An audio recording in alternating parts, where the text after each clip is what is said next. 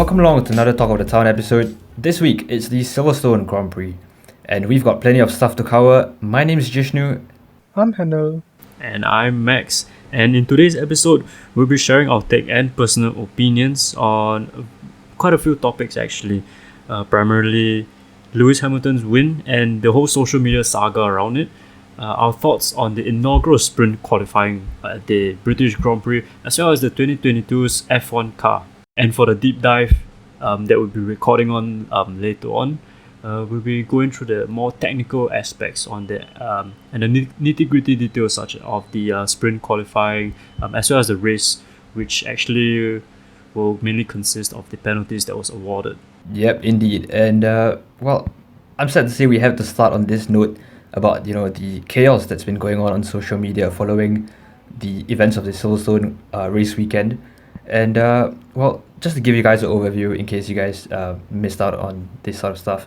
So after the race in Silverstone, there were a couple of racist comments directed towards Lewis Hamilton and even his fans over the weekend on Instagram, YouTube, and even Twitter. And so, if you guys even just bothered to look at like some of the YouTube comments or Instagram comments, which I'm sure like no one should really be doing, but like there's just so much negativity and hate and unwarranted racism towards Lewis Hamilton. And it's not just Lewis Hamilton, like I said earlier, it's also his fans and even some of the Instagram pages. And we're joined today by our good friend Rio, who is one of such Instagram page managers who was affected by this. Rio, why don't you tell us what happened on your Instagram page? Yep, sure. I'll just give out the details on what actually happened on my page. So, the moment I posted a clip of the two cars crashing out at Cobb's Corner, within seconds, I already gotten there's no other way to say this, but loads of comments such as a dumb mistake from Lewis. Hamilton is a son of a ... I wouldn't want to say anything. Yeah, and not that's only that, important. after that, I posted something on my Instagram story, right? And again, the comments didn't stop coming. There were comments such as, only a 10-second penalty for nearly killing Max. Not sure about what he's saying. And also, Hamilton's a knob. And I'm just looking at all these comments and like, it's just very overwhelming, to be honest, because you expect a crash happening at every other races, right? So, but now I think because it's like the top two in the championship, Verstappen and Hamilton, so I believe that it kind of got heated up a lot more easily given the situation at the point of time. And so after that, I had to like turn off all forms of commenting, but that didn't stop people from coming onto replying through DMs or Instagram stories saying that, oh, you just turn off commenting because you're afraid of it. Shame on you. And that was the icing on the cake, to be honest. If that's a word, if there's a phrase I can actually use, it's just, I don't know what else to say. Actually, I'm lost for words. Yeah, we really don't want to spread such hate, especially between the F1 fans, because F1 is all about bringing people from all walks of life together. And I believe it's not just you that actually experience such negative comments and negativity. Other F1 Instagram pages as well, like F1 admin, even Lawrence Barretto himself, he also experienced some form of negative comments. And yeah, this was really hard. And I would say, from my perspective, I'm actually really proud of you and also the other pages for standing your ground and telling these guys, hey, enough is enough, stop it. Like for me as well, I don't condone this such acts because it's really unacceptable for anyone. And I think it's really shouldn't be where it is right now. Yeah, indeed. Actually, after all the fiasco, right, I actually had to put up a statement on my post saying that I already have seen enough, and on my page, at least, I would not be tolerating any form of hate towards any party or person or even the driver, be it through speech or video. The F1 community should be a happy and enjoyable place for us fans to enjoy the sport that we love. Indeed. That is Formula One. Yep. So I just want to say this to anybody who's listening here. Please, this whole thing has to end. once something has happened, it has happened. So just go on with it. Go on with life. Yeah. It doesn't change anything if you are whining around about it. Yeah, exactly. No point crying over spilled milk, is there? Indeed. Yeah, I think another way to put it is also the fact that, spreading hate online behind the mask of anonymity, I think, really is a very cowardly move, and it speaks more about your character than it does, of anyone else, especially if you're hating on someone. And I think it's just not the right thing to do.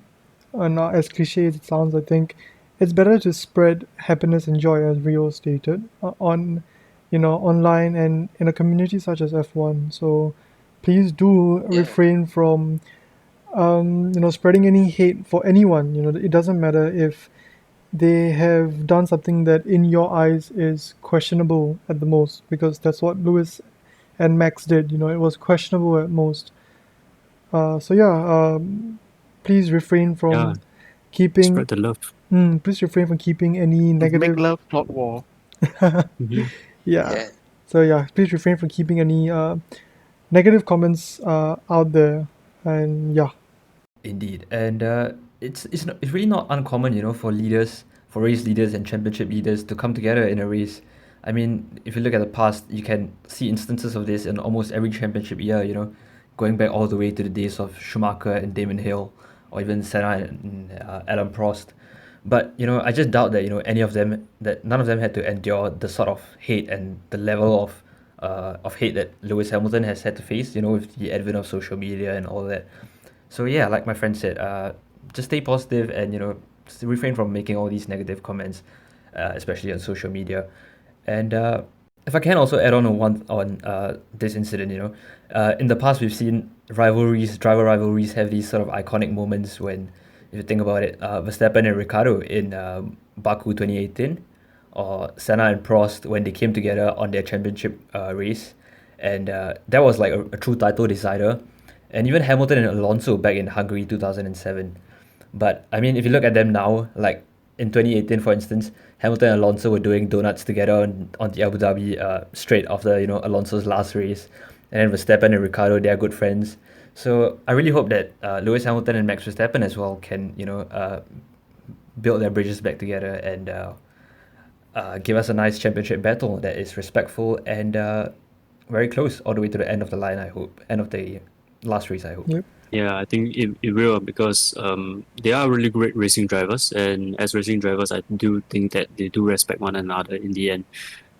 It's just like how the competitiveness between Vettel and Hamilton turned out blossom into a really good friendship between the two of them. How they actually have a really great mutual respect for each other. So yeah, it should work out in the end. Just spread the love, man. Where is the love, guys? Come on. Yeah. Yeah, and now that we've addressed all the serious stuff, about social media and all that, let's move on to some of the more positive events of the weekend, because there are actually quite a few to talk about, right? Yeah, we had the inaugural sprint qualifying in Silverstone. It's the first sprint qualifying, in fact, I think for God knows how many years. It's been ages. I don't even think they had a sprint qualifying in the past, did they? No. They Yeah, never they had it, didn't. as far as I remember. Yeah. Yeah, not in my memory they did, but yeah. The reason why they had this was to spice things up, essentially. But what do you guys think? After watching the sprint race, was it exciting or was it just an understatement? I think it was overhyped, to be honest, because if you think about it, right, it's basically another form of race, but then it's just much shorter. And a lot of people actually consider it as a sprint race rather than sprint qualifying, because it's basically a race without any pit stops, or rather without any mandatory pit stops. So you're basically seeing cars basically going around the circuit, following each other, because this sprint qualifying, it happens only before the race, and you're not going to be willing to take any risks. Mm. Say, once you start pushing, you might end up into the barriers and you have a car to fix, and there's always that possibility that your gearbox may blow and you're gonna have to have a 5 place grid penalty for tomorrow's race, which is going to be very costly in the long run. So, Yeah. and plus, looking at the results of qualifying versus sprint qualifying, the the finishing positions were relatively the same, apart from a few drivers, which we'll probably talk about more in a bit. Mm. I actually do fully agree with Rio in the sense that it's not good in the long run for not only the cars but also the driver's mentality, because I think the sprint race doesn't really add much value in terms of qualifying, I think, because as Rio rightly mentioned, it's just at the end of the day a shorter race. But I think it was not overhyped. I think it was hyped just the right amount, because I did think that it added quite a bit of excitement and a twinge of uncertainty to the race weekend itself, especially after qualifying was moved to Friday. I think it made the whole weekend. It stretched out the weekend quite a bit, and I think that meant that for all of us, we had 3 days of enjoyment, not just two. So I do think that as a whole, the whole concept of sprint qualifying was hyped just the right amount.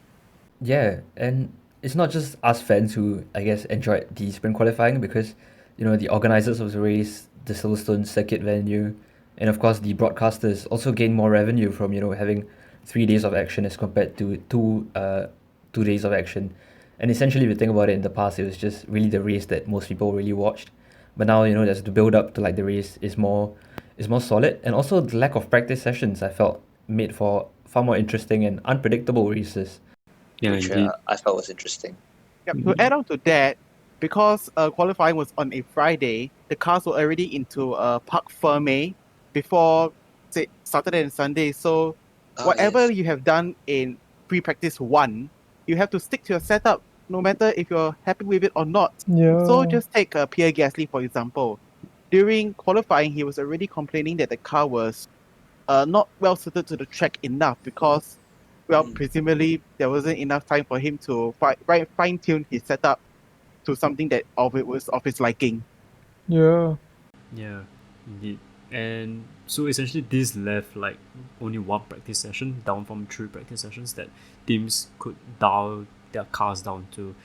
Even in the second practice sessions for this sprint weekend, right?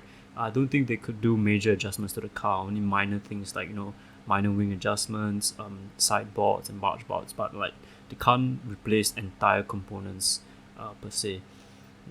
And just a side note, we will be going through the technical aspects of the sprint qualifying in the following episode for our deep dive. So do look out for that.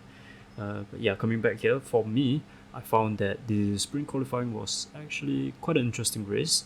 We did get to see a really pure form of racing between the drivers, like Verstappen and Hamilton, and in fact the other drivers as well. But yeah, it really does cause the teams, I would say, some unnecessary troubles. Like what Henry mentioned, like they face the risk of over exerting the components, the gearbox, that kind of stuff, and but on the other hand, it also did increase viewership. Like I saw the sprint qualifying, the sprint race, there were definitely more fans there than like a normal qualifying weekend. So which is really interesting, and the F1 FIA even said that this whole sprint race, right, is actually meant to attract younger viewers, probably maybe around our age group, 20 to 30s, and to actually introduce them more into the sport. I think it is working because quite a few of my friends were interested, and intrigued by this whole concept. But one thing that I do have like a bone to pick with FIA was that sprint qualifying actually ended up being a race for between the top three at the end of the day, because Yeah, realistically it was only Verstappen, Hamilton, and Bottas that were doing anything. yeah, The indeed. rest of the midfield were just basically, keeping their engines, like making sure that they don't push too much, they don't overexert themselves and their cars, making sure the tires were all right, especially in track conditions such as those at Silverstone. So I think they might have to change something about sprint qualifying to make it more interesting. I don't really have a suggestion at the moment because reverse grids don't really work in Formula One. What about you guys? Do you have any suggestions for that?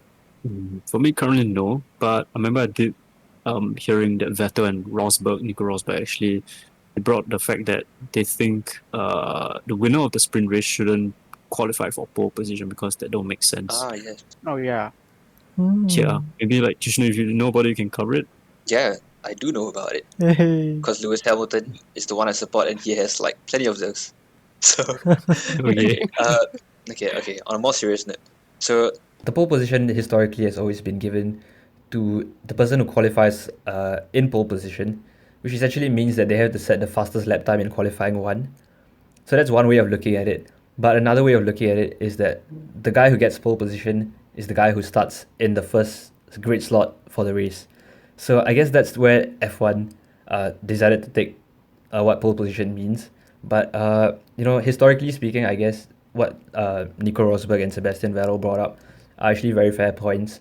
I think even Max Verstappen was talking about this in the press. Like, it felt awkward to finish a race and then be told that you're qualified on pole.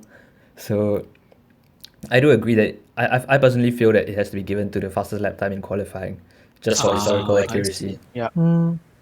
Right, so that means instead of using the sprint race to determine the order for the actual race, they're using the qualifying from the previous day to determine the actual race itself. Yep. But So it determines both the sprint race and the actual race. but then what's Oh. the use of the sprint race? You know. Yeah. No, actually, I meant like you should take the pole position should be awarded to the guy who gets the fastest lap in qualifying. But like the grid order and stuff should still be as normal as what happened in the past weekend. Wait. So like sprint race will still have an impact on the starting order for the race, but it doesn't affect the pole position statistics. Oh, so you mean, okay, I get it. So, for example, Lewis Hamilton would have gotten the pole position statistic for this weekend, but Max would start in the first grid slot on Sunday because he won the sprint qualifying. Yeah. I see. Okay, that So I makes think they should sense. just switch it around. Like this week, they gave the Pirelli Speed King Award, some new stuff Yeah. to Lewis Hamilton, and then they gave pole position to Max. So I think they should have just switched it around. Yeah, I think that. Right. Yep. Right. That makes sense. Yeah, that makes sense. Well, I think for me, what F1 could possibly do is adopt some of the elements used in Formula 2, where say using the sprint race point system, which I believe I'm not too sure, correct me if I'm wrong, but I think it's 15 points for first, 12 for second, and points go all the way down to only 8th place rather than 10.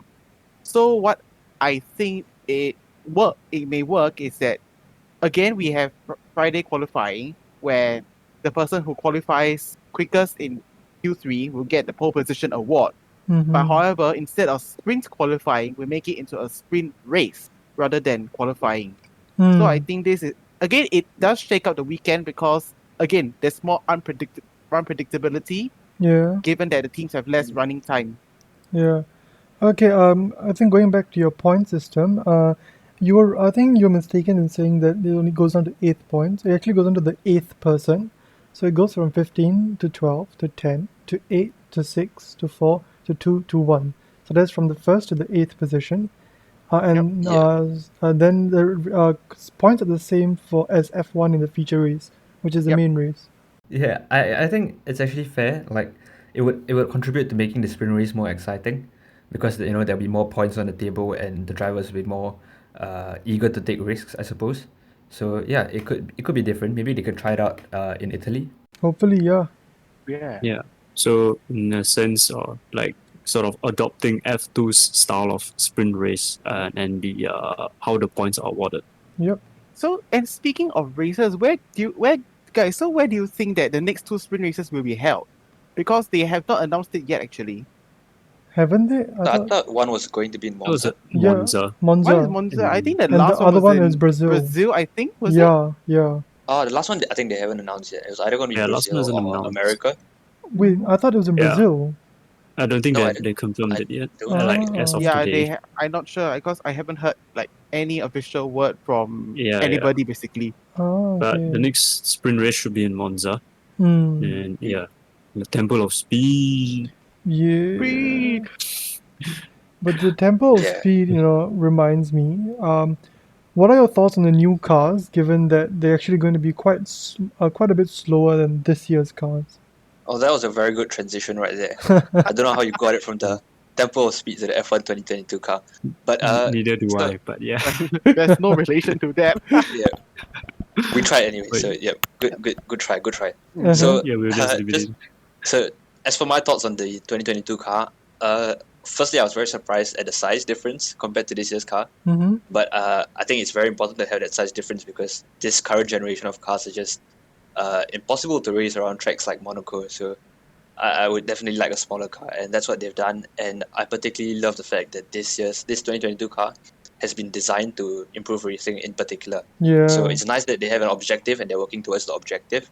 Whereas in the past, if you think about it, the developments that F1 made were often like reactive rather than preemptive. Mm. Like introducing DRS because the car suddenly became so difficult to, make overtakes in Yeah. and things like that. Yep. For me, I do love the new proposed look of the 2022 car, and the rear wing just looks fantastic, man. Like with the swan neck, without like the Oh, yeah. the rear wing attaches to the car with the swan neck. Oh, it looks amazing. Mm-hmm. Yep. No, for me, I actually had did some running in this car on a Assetto Corsa, and it's Okay. through a mod from credits to Racing Studios for the mod, and Ah, I did a couple of laps around. I think I did it around Silverstone, since is Okay. where it was launched. Mm-hmm. mm, And first impressions of the car was that the rear was, how can I say, loosey goosey. The rear, there was like barely any grip on the rear. I think because of the new regulations. Okay. And I think it kind of forces drivers to change their style of driving a bit just to avoid having loads of oversteer through corners and possibly damaging your rear tires. Yeah, I guess that's something Yeah. that Danny Rick will be used to, given that he's still not used to the rear of the McLaren MCL35. And I guess it gives something for the teams to think about as well. You know, Yep.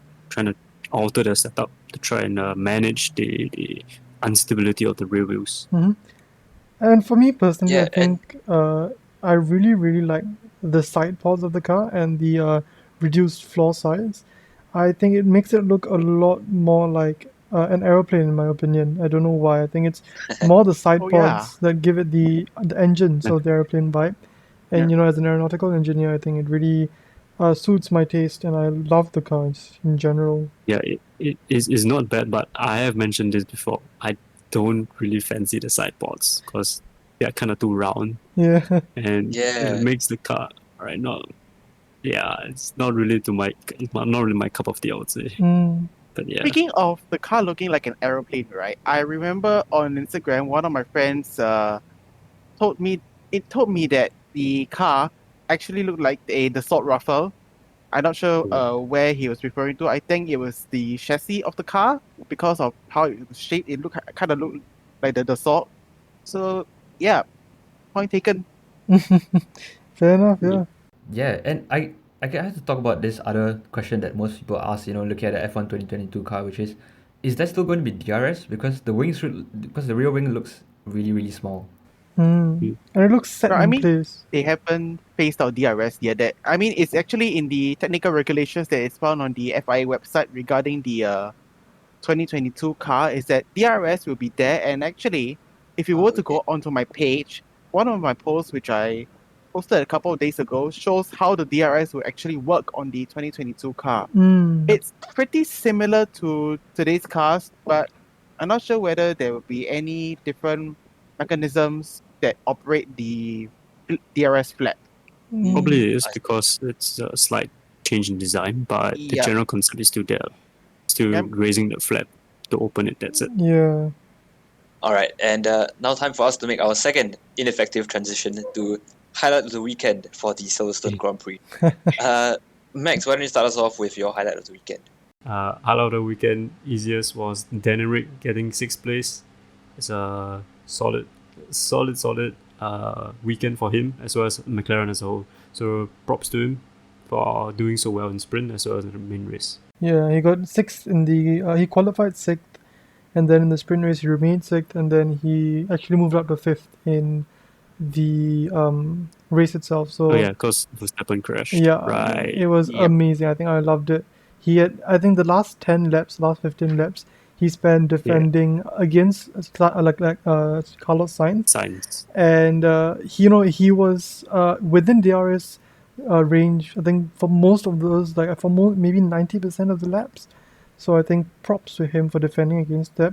Mm. But Yeah. for me, my highlight of the weekend isn't actually from the race, the qualifying, or the sprint qualifying. It's actually after the race when Sebastian Vettel actually stayed back to Ah, clear the litters. Mm.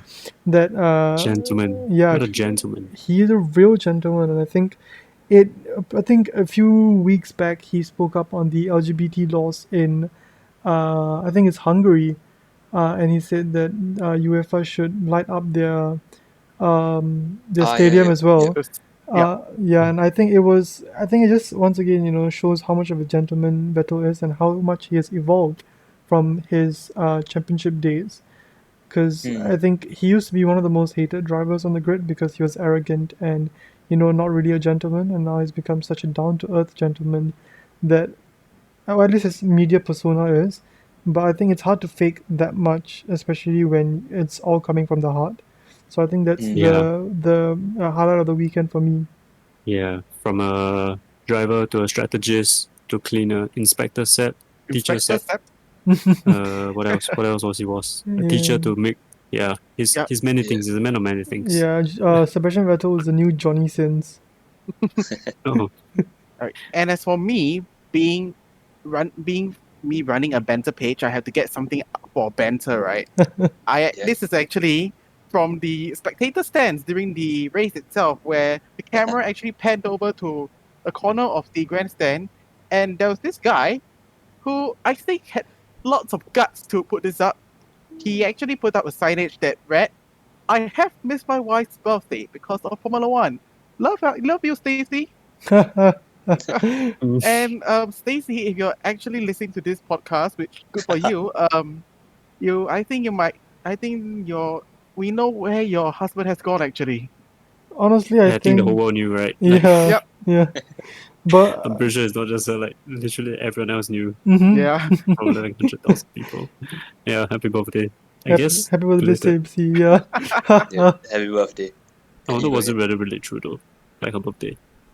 You never know. ahead. Who knows? I mean, if he had the guts to put it up, I think it could have been 90% true. You never know. Maybe, yeah. Ah, that makes sense. You know what? I think we've had enough controversies for one weekend. So, Yep, that's a controversy Yeah, that we did not see coming. Mm-hmm. Yeah, we Yeah. don't want to spark like a another battle online. yeah. Max is at a Yeah. loss of words. Yeah. I couldn't find like the right words to say. I was Yeah. afraid. Fair enough, fair enough. No, we will not get banned from YouTube, Spotify. No cancellation. Anywhere no. else. Yeah. All right, now and for lastly, for my highlight of the weekend, I have to say it was the FIA radio messages together with the FIA and the team principals. I mean, that was very very insightful and like a unique view that we don't really get, and I've been really glad that we've seen it this year. And you know what? I was surprised that we saw Christian Horner, we saw Toto Wolff, we saw Jonathan Wheatley. I was surprised that Tom Cruise didn't get on the radio. From the Mercedes garage. Yeah. Yep. Imagine like playing Top Gun music in the background. Yeah. Mm. Hmm. I was very surprised to see Tom Cruise there because I didn't know that him and Hamilton were that close, friends. And having Hamilton invite Cruise to his to be his special guest for the weekend, I guess his other friends must be pretty jealous then. Yeah, could be. Yeah, and Yeah, actually, I mean- I think Tom Cruise, he was actually, I think he's a really busy man in the UK because over the past month or so, I saw him at Wimbledon. Then he went to the Euro 2020 final, and now he's at Formula One. Mm-hmm. And he Yeah. went to Goodwood Yes. as well. Yeah. Oh yeah, that too. Yeah, he has friends all over the sporting industry. Yeah. Yeah. Yeah, well, I mean, Harrison Ford was there too. My Mhm. man. Oh shit, what was his role in Star Wars? He was Ben. Uh, He was the CEO of Ford. oh no, no. Oh no. was Han what was Solo. his role in Star Wars? I forgot. He was Ah, Han yes, Solo. He was Ben's father. Why are we Yeah, talking the about CEO movies? of Ford. The CEO of Ford is actually the actor who Henry played Han Ford. Solo. Fun fact, guys. Oh, yep. There you go. Mm. Harrison Ford is a descendant of Henry Ford. Yes, yes. Totally true. Mm-hmm. And why have we Fact check. deviated from talking about Formula One to movies? Because No idea. of how how packed this weekend was, I guess. Yeah. This is not sponsored content, guys. Well, And I guess it's a sign that we should wrap things up for this week's episode. Mm-hmm. And I hope you guys enjoyed the episode, and do stick on. Do what do you guys do? Do stick around for next week's episode on the deep dive, Yeah.